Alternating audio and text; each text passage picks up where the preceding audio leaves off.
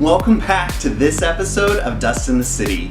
This go around, I'm going to have an update on a previous Dapper Discovery as well as a brand new Dustin's Lustin. So let's get right on into it. First up is an update to a Dapper Discovery. No, you're not having deja vu and you didn't accidentally click on an old episode. But yes, I am wearing the same outfit that I wore in Season 1, Episode 3, because this is what the update is for that episode. In that episode, I talked about Gulliver's Gate, which was a miniature 3D printed world that was located in Times Square. At the end of that episode, I explained that you yourself could be 3D scanned, printed, and added to the exhibit. And for even more fun, you could actually purchase a 3D printed figurine of yourself. Now, I would like to introduce to you my mini-me, or my model citizen.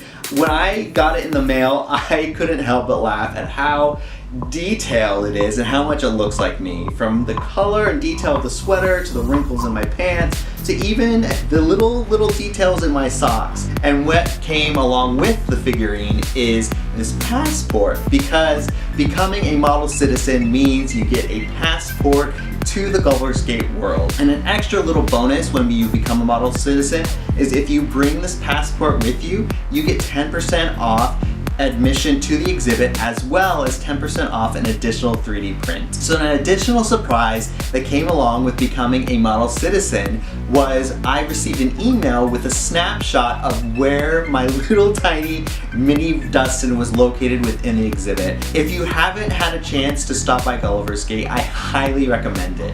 You can click on the link in the description to get more information and on how to get tickets. Up next is a brand new Dustin's Lustin. As I've mentioned before, I'm a huge fan of Mr. Turk.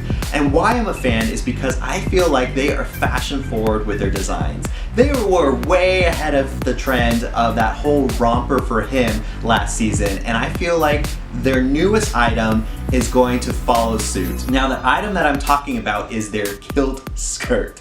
Now, wait, stay with me here, and before I get you off kiltered and hope that I skirt this topic, let me explain exactly why I feel like this is going to be trending for the fashion forward fellas out there.